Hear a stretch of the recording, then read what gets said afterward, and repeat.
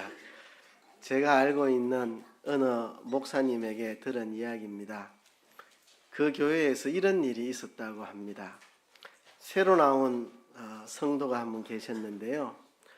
예수 믿고 얼마나 감사하고 행복한지 그분 눈에 눈물이 마르지 않는 삶을 사셨다고 합니다.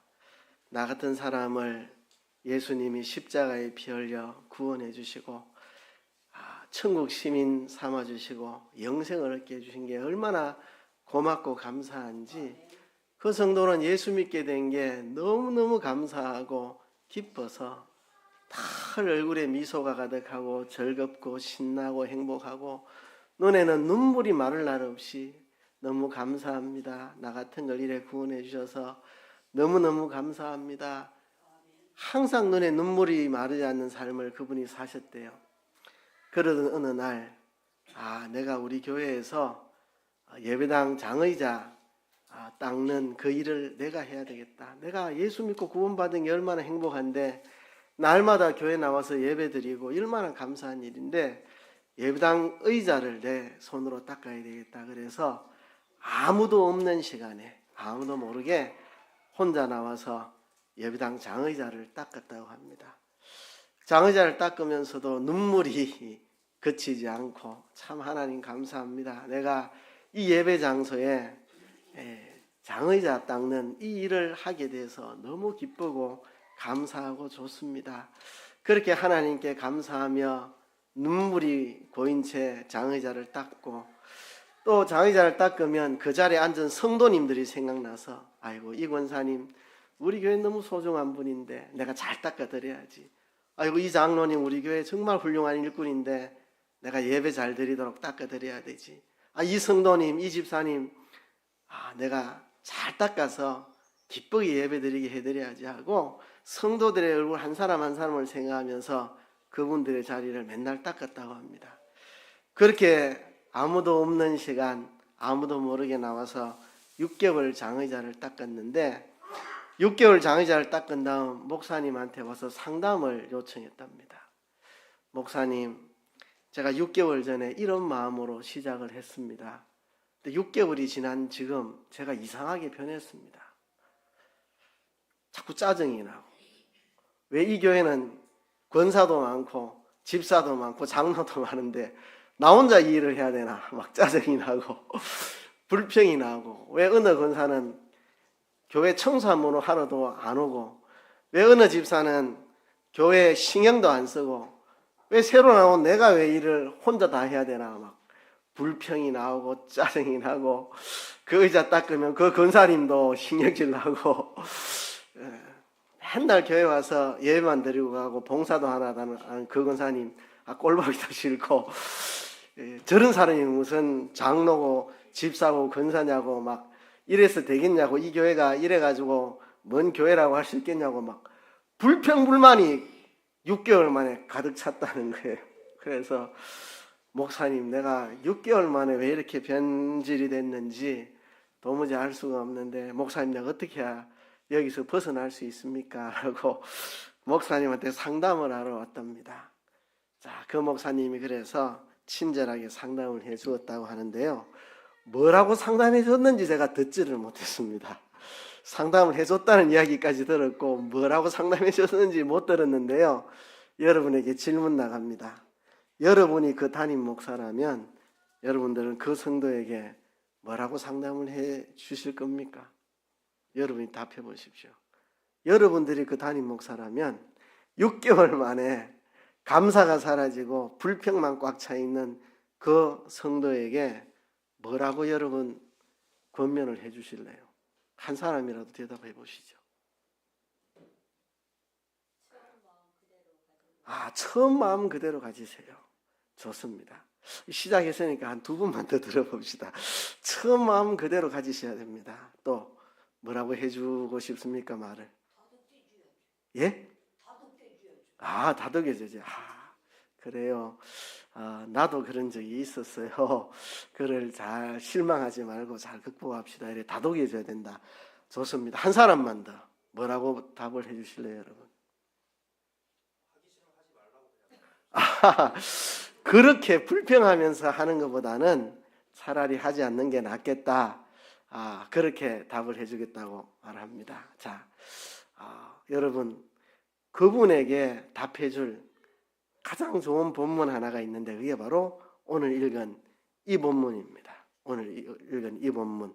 그래서 이 본문이 바로 그런 사람에 대한 이야기를 우리에게 해주고 있습니다.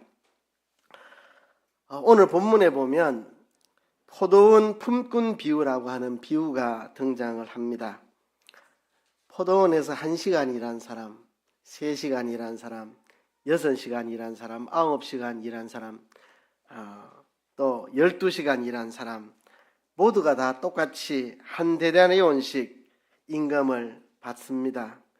오늘날도 그런 경우가 없지는 않습니다. 그 사람이 몇 시간 일을 했든 그냥 하루 일당을 주는 경우가 오늘도 많이 있습니다. 이 비유가 우리에게 주는 교훈이 무엇이겠습니까? 일을 많이 하나 적게 하나 임금은 똑같이 지불해야 된다. 그런 말을 본문이 하고 있는 게 아닙니다. 그렇죠? 되도록이면 늦게 출근하라. 어차피 똑같은 월급 받는데 되도록이면 늦게 출근하자. 그런 이야기를 본문이 하는 것도 아닙니다. 되도록이면 예수 늦게 믿어라. 그래서 늦게 믿고 먼저 된 자가 되면 안 좋으냐. 본문이 그런 이야기를 하고 있는 것도 아닙니다. 본문이 우리에게 하고자 하는 이야기는 믿는 사람의 태도에 대해서 말하고 있습니다. 너희가 어떤 태도로 신앙생활을 해야 되느냐. 우리의 태도를 이야기합니다. 화장실 갈 때 마음, 나올 때 마음 다르다는 말이 있죠. 아마 이런 뜻이 아닌가 싶습니다. 갑자기 용변을 보고 싶은데 주변에 화장실을 못 찾아가지고 쩔쩔매며 다니다가 화장실을 발견하는데 하나님 제발 길에서 싸면 안 됩니다. 제발 화장실 찾게 해주세요. 화장실 찾을 때까지 견딜 수 있게 도와주세요. 막 식은땀을 흘리며 기도하다가 드디어 화장실을 찾아가지고 안전하게 해결하고 나올 때 싹 잊어버리고 그냥 룰랄라 하나님 앞에 기도했던 거 도와달라고 부르짖었던 거 싹 잊어먹고 나온 것처럼 이런 게 아마 화장실 들어갈 때 나올 때 사람이 마음이 달라진다는 이야기 같은데요. 우리 신앙생활에 이런 현상들이 많이 있습니다. 예수 믿을 때의 마음과 믿고 난 다음에 마음이 달라지고 병고침 받기 전과 병고침 받고 난 후에 마음이 달라지고 간절히 부르짖어 기도할 때와 그 기도가 응답되고 난 다음에 마음이 달라지고 내가 집사가 되고 권사가 되고 장로가 되고 목사가 될 때의 그 마음과 되고 나서의 마음이 달라지고 이런 게 우리 신앙생활에 흔히 있는 일입니다. 우리는 상황에 따라 태도가 달라지는 사람들을 보면 상황에 따라 돌변하는 사람을 보면 얍삽한 사람이라 부르고 얍삽한 사람 상대하기를 우리는 싫어합니다. 근데 정작 우리가 하나님 앞에 얍삽한 사람으로 그런 태도로 살아갈 때가 적지 않다는 것입니다. 우리는 왜 이렇게도 상황에 따라 태도가 잘 변해버릴까요? 우리가 주님 앞에 일평생 어떤 태도를 가지고 살아야 될까요? 특별히 우리가 집사가 되고 또 권사가 되고 장로가 되고 목사가 된 직분자들로서 우리는 어떤 태도로 주님의 일을 해야 할까요? 오늘 본문에 기록된 포도원 품꾼 비유가 그것을 정확히 말해주고 있습니다. 오늘 본문은 이런 내용입니다. 천국은 마치 품꾼을 얻어 포도원에 들여보내려고 이른 아침에 나간 집주인과 같습니다. 일용잡부들이 큰 사거리 모퉁이에 모닥불을 쬐며 누군가 자기를 써주기를 간절히 바라는 마음으로 애타게 서 있는 모습을 저도 어릴 적에 동네에서 많이 보았습니다.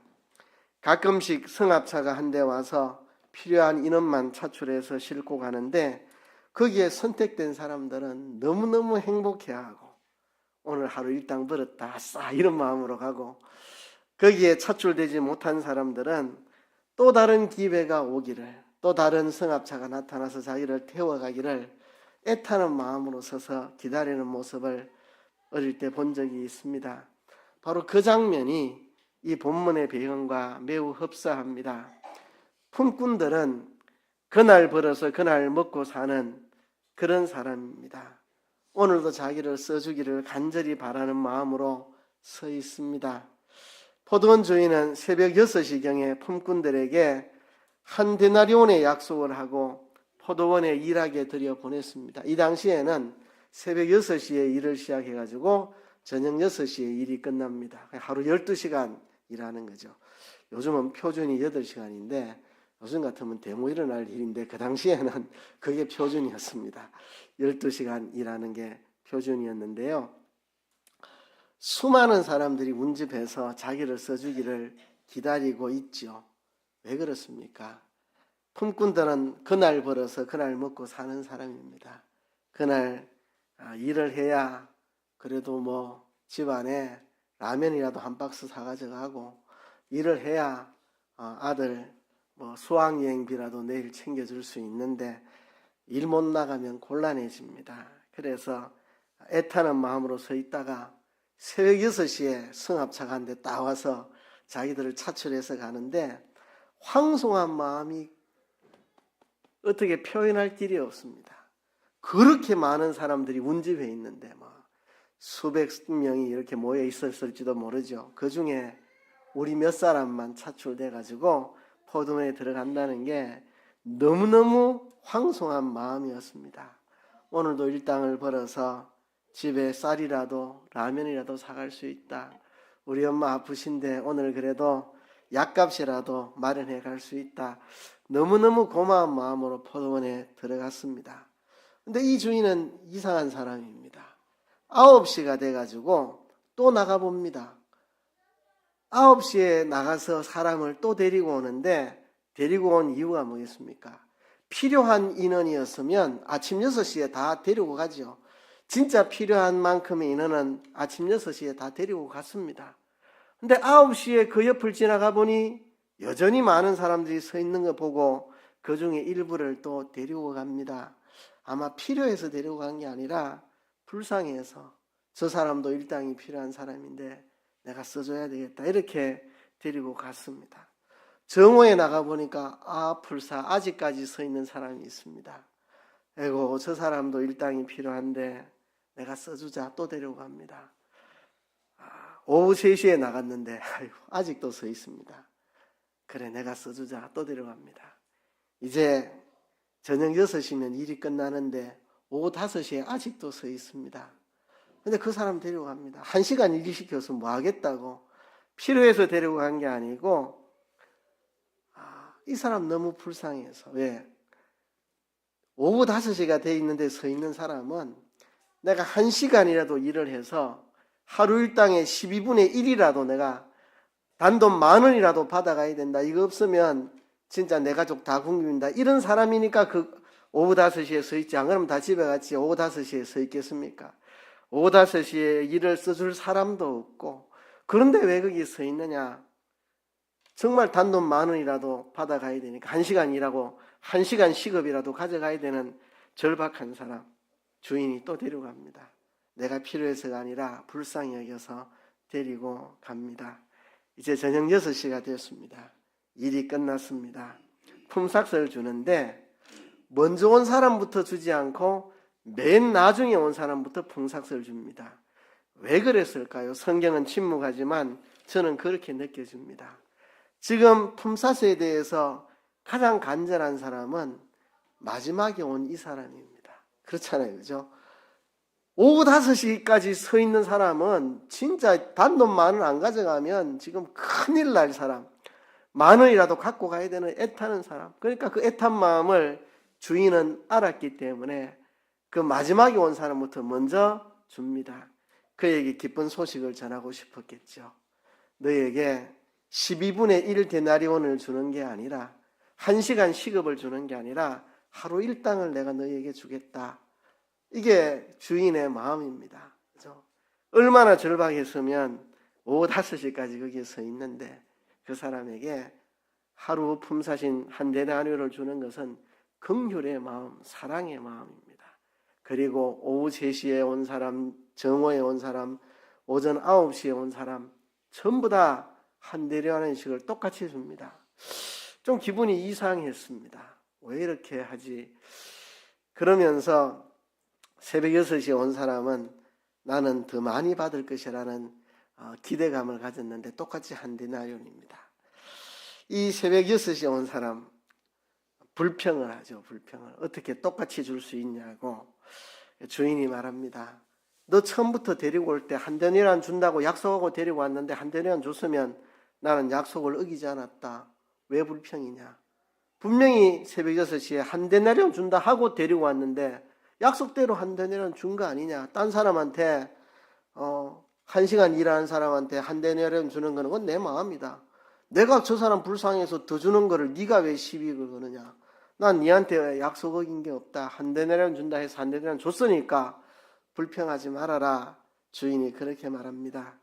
이 비유가 우리에게 주는 교훈이 뭡니까? 앞에서 말한 것처럼 일을 많이 하나 적게 하나 임금은 똑같이 지불해야 된다. 그런 말 하는 게 아닙니다. 되도록이면 늦게 출근해라. 어차피 똑같은 돈 받는데 그 말이 아닙니다. 그렇죠? 우리 믿는 사람의 태도에 대해서 지금 말하고 있습니다. 새벽 6시에 온 사람보다 9시에 온 사람이 고마운 마음이 더 컸고 그보다 12시에 온 사람이 감사한 마음이 더 충만했고 그보다는 오후 3시에 온 사람이 너무너무 감사했고 그보다 오후 5시에 온 사람은 주인에게 감사해서 견딜 수 없는 감사의 마음이 있었습니다. 그런데 새벽 6시에 온 사람, 그래서 포도원에 들어갈 때만 해도 그 많은 사람 중에 자기를 차출해 준 것에 대해서 감사한 마음이 분명히 있었는데 시간이 지날수록 감사함이 사라집니다. 12시간 일해보세요. 되잖아요. 힘들잖아요. 그러면서 감사한 마음이 점점 사라집니다. 최저임금은 안 오르나? 왜 아직도 12시간 일해서 한 데나리온밖에 안 주지? 이런 생각. 내가 믿지는 장사 아닐까? 12시간 일하고 한 데나리온을 받아. 언제 최저시급은 오르나? 언제 임금이 한 데나리온에서 두 데나리온으로 오르나? 에이, 내가 이거 받고 12시간 일해야 되나? 점점 이렇게 감사한 마음은 사라지고, 그죠? 이 주인이 내 때문에 덕 많이 보는 것 같다. 내가 한 데나리온 받지만 주인한테는 한 석 데나리온 정도의 이윤이 생길 텐데, 그러면 이 석 데나리온 이윤 중에 나는 한 데나리온 먹고 주인이 두 데나리온 먹는 거 아이가? 이 주인 나쁜 사람이네. 이러면서 이제 불평이 슬슬 생기기 시작합니다. 그렇죠? 그러다가 이 9시에 온 사람, 12시에 온 사람, 3시에 온 사람, 5시에 온 사람들 줄줄이 들어오는데 임금을 주는데 똑같이 주자. 이때 폭발을 해버립니다. 뭐 하는 짓이냐고, 뭐 하는 짓이냐고. 당신 지금 이게 뭐 하는 짓이냐고. 왜 1시간 일한 사람하고 12시간 일한 내하고 똑같이 임금을 주는 이런 법이 천하에 어디 있냐고 신경질을 확 냅니다. 주인이 말합니다. 나는 너와 약속된 한 데나리온을 준 것, 난 약속 이어지지 않았다. 왜 다른 사람에게 내가 긍휼의 마음으로 더 베풀어 준 것에 대해서 네가 왜 시비하느냐? 내 것 가지고 내가 누군가를 불쌍히 여겨서 더 준들 왜 네가 시비하느냐? 난 잘못한 것이 없다. 라는 말을 하였다는 겁니다. 이 비유의 결론은 이렇게 끝이 납니다. 16절에 다 같이 16절을 같이 한번 한 목소리로 16절 읽어봅시다. 시작. 이와 같이 나중된 자로서 먼저 되고 먼저 된 자로서 나중되리라. 예, 이게 이 비유의 교훈입니다. 나중된 자로서 먼저 되고 먼저 된 자로서 나중되리라. 그런데요, 이 비유를 시작할 때도 오늘 20장 1절에서 이 비유가 시작한데 그 바로 앞절 19장 30절에 보면 그러나 먼저 된 자로서 나중되고 나중된 자로서 먼저 될 자가 많으니라, 이 말이 또 있습니다. 그러니까 이 비유의 앞에도 이 말이 있고 뒤에도 이 말이 있습니다. 먼저 된 자가 나중되고 나중된 자가 먼저 된다, 이 말이 앞뒤로 있습니다. 이 말은 이 비유의 교훈이 바로 이것이다. 먼저 된 자가 나중될 수 있고 나중된 자가 먼저 될 수 있다는 이 교훈을 우리에게 하고 있다는 거죠. 예수님이 이 교훈을 왜 하셨는가? 또 그 앞에 가보면 19장에 이런 내용이 나옵니다. 어떤 부자 청년이 예수님에게 나와서 어떻게 해야 영생을 얻겠습니까? 라고 할 때 예수님이 네 소유를 팔아서 가난한 자들에게 나눠주고 나를 따르라 이러니까 이 부자 청년이 돈이 아까워가지고 예수님을 따르지 못했습니다. 그때에 베드로가 났습니다. 우리는 주를 위해서 모든 것을 버리고 주님을 따랐습니다. 우리 모두 싹 다 버리고 주님을 따랐습니다. 우리가 무엇을 얻겠습니까? 할 때 예수님께서 세상이 새롭게 되고 예수님이 영광 가운데 오실 그날 나를 쫓는 너희들도 12보좌에 앞에 앉아서 이스라엘 12지파를 심판하게 될 것이다. 내 이름을 위하여 집이나 형제나 자매나 부모나 자식이나 전토를 벌인 자는 여러 배를 받고 영생을 상속하게 될 것이다.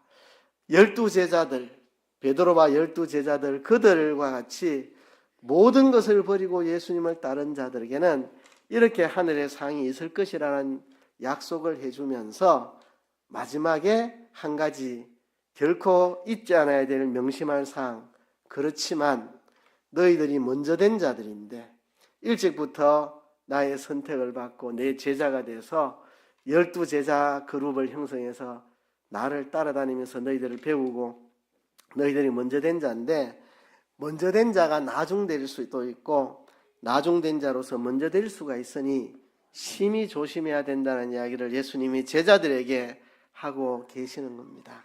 우리도 먼저 된 자가 나중될 수 있습니다. 이것을 우리는 심히 조심해야 됩니다. 예수님을 구주로 영접하고 그리스도인이 될 때 눈물인지 콧물인지 침인지 구별 못할 만큼 뒤범벅이 돼서 주님이 이 땅에 사람 되고 오셔서 내 죄를 다 짊어지시고 십자가 형벌 대신 받아주셔서 내 죄를 씻어주시고 죽기까지 아버지께 순종해서 이루신 그 의를 내게 입혀 나를 의롭게 만들어주시고 주님이 화목의 제물로 십자가에 죽으셔서 나를 하나님의 자녀의 신분으로 삼아주신 그 은혜에 감격해서 정말 눈물을 흘리고 나는 내 소유와 몸과 생명을 다 주를 위해 바쳐 살아도 나는 부족하다. 주를 위해 내가 어떤 수고와 고생을 해도 나는 감사하고 세상에 가진 것 없어도 주님 한 분 모시고 살면 나는 행복하겠다 하던 그 사람이 이제 교회에 출석하며 헌신하고 충성하고 봉사하고 정말 주를 위해 열심히 일하다가 태도가 돌변해버리기가 쉽습니다. 예수 믿어 구원받는 것은 기본이고 뭐 더 없습니까 하나님? 뭐 이런 생각. 주님이 내게 해주신 게 고작 구원받는 것 그것밖에는 뭐가 있습니까? 뭐 출세를 시켜줬습니까? 돈을 많이 벌게 해줬습니까? 뭐 내한테 해준 게 뭐가 있습니까? 내가 이렇게 헌신하고 봉사하고 충성하고 내 있는 걸 다 바쳐 헌신하는데 하나님 나한테 해준 게 뭐가 있습니까? 겨우 예수 믿어 천국 가게 해준 것밖에 더 있습니까? 이렇게 마음이 바뀐다는 거죠. 처음에는 빚진 자의 심정이었는데 이제는 빚 준 자의 심정입니다. 내가 채주가 되고 예수님을 채무자로 만들어버리는 거죠. 원래 내가 채무자였는데 예수님의 십자가 사랑, 한량없는 그 사랑받아 나는 감사합니다. 내 채무자였는데 갚을 수 없는 채무자였는데 교회에서 헌신하고 충성 봉사하다가 그만 채권자로 바뀌어가지고 내가 주를 위해 이렇게 충성했는데 이 교회는 날 알아주는 인간이 없나? 예수님은 날 이렇게 서운하게 대우하시나? 내가 주를 위해 직장도 손해보고 출세도 포기하고 재물도 손해보고 내 야망과 편안한 삶도 포기하고 주를 위해 살았는데 내게 해준 게 뭐가 있냐고 이런 불평불만. 그죠? 내가 우리 교회에서는 제일 열심히 충성하는데 왜 저 교회는 나만큼 열심히 안 하고 왜 저 교회는 헌신도 안 하고 나만 고생해야 되나 이런 불평불만이 가득 차 버리면 이 사람이 먼저 된 자로서 나중된다는 사실을 우리에게 가르쳐주고 있습니다. 그럼 어떻게 해야 될까요? 그래 될 바에야 나중에 믿자. 예수 믿는 거 치우고 죽기 전에 예수 믿자. 이렇게 말하는 건 어리석은 사람이고, 그렇죠? 먼저 믿은 사람이 조심해야 될 게 이겁니다. 먼저 믿고 나중되지 않으려면 처음 가졌던 그 마음, 그거 변치 않아야 됩니다. 처음 받았던 그 마음 변치 않아야 됩니다. 내가 주께 받은 그 은혜를 잊지 말고 언제나 채무자의 자리에 내가 서 있어야 합니다. 그리고 남과 비교하지 않아야 됩니다. 왜 저 사람은 나만큼 충성 안 해? 왜 저 사람은 나만큼 열심히 안 해? 왜 저 사람은 나만큼 봉사 안 해? 그런 생각 가지지 말아야 합니다. 나는 언제든지 주님의 십자가 대속의 은혜, 그 은혜에 감사하고 내가 헌신한 건 잊어버려야 됩니다. 잊어버리세요, 여러분. 여러분이 헌신한 거는 그냥 기억하지 마세요. 기억하지 마세요. 그죠? 자꾸 내가 이 교회에 이렇게 충성했는데 그 생각하다 보면 이 사람처럼 됩니다. 새벽 6시에 와가지고 일 제일 많이 하고 제일 헌신하고 맨 나중되는 사람. 맨 늦게 온 사람은 1시간밖에 일 안 했지만 감사합니다. 황송합니다. 나 같은 거를 일 써준 것만 해도 감사한데 12분의 1 데나리온만 줘도 나는 황송해서 못 견딜 텐데 10,000원만 들고 가도 나는 소원이 없을 텐데 어떻게 한 데나리온을 이렇게 내게 주십니까? 황송해서 견딜 수 없는 하나님 나라에서 이런 자가 큰 자가 된다는 겁니다. 오히려 새벽 6시에 온 자 12시간 죽도록 일하고 불평하고 입이 툭 튀어나와가지고 왜 내만 이렇게 봉사해야 돼요? 내가 얼마나 헌신했는데 나를 이렇게 대우해요? 이렇게 해서 감사를 잃어버리고 기쁨을 잃어버리고 불평만 가득 차 있는 이런 사람이 되지 않도록 우리 모두가 조심해야 됩니다. 우리 교회에는 오래 믿은 성도들이 대부분입니다. 여기 대부분이 오래 믿은 성도들인데 우리가 정말 조심해야 될 게 이것입니다. 먼저 된 자로서 나중되지 않도록 우리가 주님의 은혜를 잊어버리면 먼저 된 자로서 나중됩니다. 그렇죠? 주님의 은혜를 기억하고 감사하고 내가 충성하고 봉사한 것은 잊어버리셔야 됩니다. 잊어버려야 돼요. 그렇죠? 이번에 우리 이 지역에 있는 목회자들 가을에 한번 모임을 가졌습니다. 산행을 한번 했는데 제가 울산에 우리 친하게 지내는 새 교회에서 전체 식사비를 냅시다 제안을 해가지고 우리 상광 교동 우리 남산교 새 교회 목회자들이 셋이서 돈을 모아서 한 20만 원 모아가지고 전체 식사비를 다 냈습니다. 제가 제안을 해서 냈는데 그랬더니 밀양의 시산교회 목사님이 너무 고맙다고 인사를 하길래 작년에는 목사님 혼자서 다 냈잖아요. 그래서 내가 작년에 목사님 혼자 다 낸 거 식사비 내가 감사해서 우리는 새 교회 모아서 냈습니다. 부끄럽습니다. 이래 말했더니 작년에 내가 그런 일을 했나요? 난 기억 못합니다. 이러시더라고요. 그 말이 참 뭉클했어요. 뭐 기억을 못하시겠어요? 기억하고 싶지 않다는 거죠. 내가 헌신한 거, 충성한 거 지나가면 난 다 잊어버리겠다. 잊어버리고 그래서 이번에도 또 내셨어요. 점심을 우리가 다 대접했는데 기어코 저녁을 먹고 가라고 또 저녁을 그분이 내셨어요. 그래서 작년에 한 건 난 기억 못한다. 그래서 또 지나면은 어제 했나 난 모르겠다 이러시겠죠. 그게 우리의 자세가 되어야 되는 거죠. 그렇죠? 우리가 자꾸 내가 뭔 일을 했는데 내가 이런 충성을 했는데 자꾸 그 되새기다 보면 하나님의 은혜는 다 잊어먹고 불평만 가득 차가지고 먼저 믿었다는 사람이 오래 믿었다는 사람이 제일 불평이 많고 제일 감사가 없고 그래 되면 먼저 된 자로서 나중된 자가 되기 쉽습니다. 근데 보면요 별로 헌신한 것도 없으면서도 막 자기 의에 충만해가지고 불평불명하고 여기는 충성하는 사람이 이래 없나 내만 해야 되나 막 이런 사람이 있는데 진짜 죽도록 충성하고도 나는 한 게 없습니다. 내가 뭐 한 게 있나요? 정말 하나님의 은혜에 감사해서 정말 견디지 못하는 감사로 살아가는 그런 사람도 있습니다.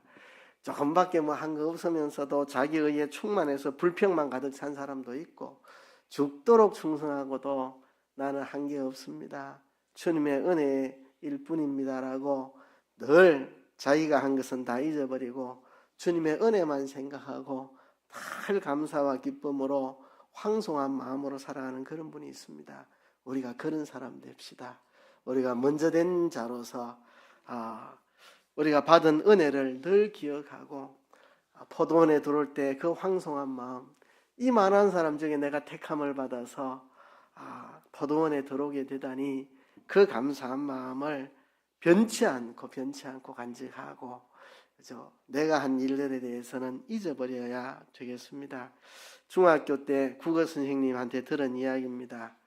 임금님이 경주 석빙고에서 얼음을 드시다가 어느 충성스러운 신하를 보면 내가 너에게 얼음 한 조각을 하사하노라 하고 얼음 한 조각을 주면 그 신하는 성은이 만극하나이다 하고 두 손으로 받아가지고 그거를 입에 안 넣고 집으로 황송한 마음으로 들고 오는데 들고 오면 다 녹아버린다고 뭐 지어낸 이야기인지 뭐 역사성이 있는지는 모르겠습니다. 그러나 그 임금님의 은혜를 황송하게 생각하던 그 시대의 이야기를 그렇게 이야기해 줬는데요. 우리가 기도할 때 구원하여 주신 것만 해도 감사한데 주의 종으로 써주셔서 너무 감사합니다. 그렇게 기도하고 또 우리가 다 서리 집사가 될 때, 안수 집사가 될 때, 권사가 되고 장로가 되고 목사가 될 때 나 같은 것을 이렇게 직분자로 써주십니까? 나는 죽도록 충성하겠습니다. 그렇게 다짐했던 거 우리가 잊어먹지 말고 태도가 돌변해서 먼저 된 자가 나중되는 이런 일을 하지 않도록 우리가 했으면 좋겠습니다. 제가 이 설교를 언제 했느냐 하면 제가 목사 안수 받을 때 이 설교했습니다. 목사 안수 받으면 설교 시험을 쳐야 되거든요. 설교 시험 칠 때 제가 이 본문 설교를 했습니다. 왜 이 본문 설교를 했느냐? 목사가 되고 죽는 날까지 이런 마음으로 살아갈 수 있도록 황송합니다. 나 같은 게 뭐라고 목사로 세워주셨습니까?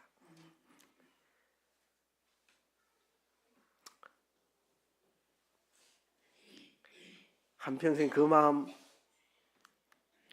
잊지 않고 살려고, 그죠? 주를 위해 아무리 열심히 산다 해도 이렇게 6시에 들어온 일꾼들 벌써 감사한 마음이 사라지고 불평으로 가득 찬 이런 사람 안 되고 싶은 마음으로 제 목사 될 때 제가 이 설교를 했습니다. 여러분, 우리 모두가 하나님 앞에 황송한 마음, 감사한 마음 변치 말고 늘 감사한 마음으로 불평 없이 살아가는 저와 여러분 되기를 주의 이름으로 축복합니다.